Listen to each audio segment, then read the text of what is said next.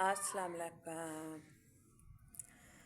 आना मैं कल एक पोस्ट पढ़ी कि भाई जे बुढ़ी ना बंदे ने मेहनत करते वेख ले ना ते ओह्दे पैर धो पीवे हैं ओनू सजदे करे। इन्नी क गल दी ते समझ आंदी है, अगली गल जेह्ड़ी मेरे ख्याल च ओह् बी सुन के जाओ।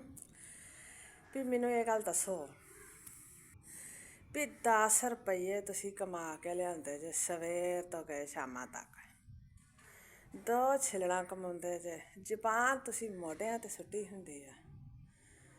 ਤੁਸੀਂ ਆਪਣੀ ਮਿਹਨਤ 'ਚ ਕਾਮਯਾਬੀ ਜਿਹੜੀ ਸਾਲਾਂ ਬਾਅਦ ਮਿਲਣੀ ਨਾ, ਖਾਮੋਸ਼ੀ ਨਾਲ ਕਿਤੇ ਸਿਰ ਦੇ ਕੇ ਕੰਮ ਕਰਦੇ ਜੇ ਤੇ ਫਿਰ ਹੀ ਕਾਮਯਾਬੀ ਮਿਲਦੀ ਨਾ।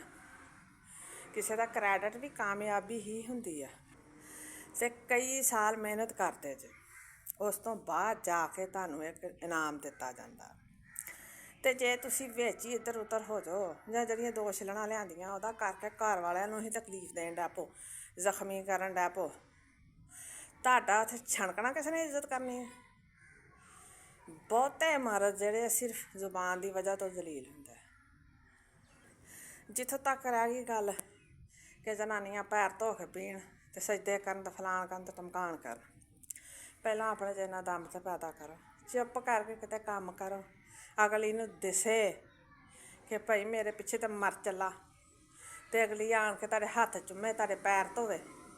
ਉਹਨੂੰ ਤਾਂ ਦਿਸਣ ਡਿਆ ਹੁੰਦਾ ਵਾ ਔਰਤ ਨੂੰ ਕਿ ਇਹਦੇ ਕੋਲ ਨਹੀਂ ਹੋਣ ਡਿਆ, ਬਹੁਤ ਹੀ ਔਖਾ ਇਹਦੇ ਕੋਲ ਹੋਣ ਡਿਆ ਵਾ, ਜਿਹੜਾ ਕਿ ਕਰਨ ਡਿਆ ਨਾ ਥੋੜ੍ਹਾ ਬਹੁਤ ਹੀ ਔਖਾ ਕਰਨ ਡਿਆ ਜੇ, ਅਤੇ ਇਹਦੇ 'ਤੇ ਵਸਦਾ ਹੀ ਰੋਗ ਨਹੀਂ।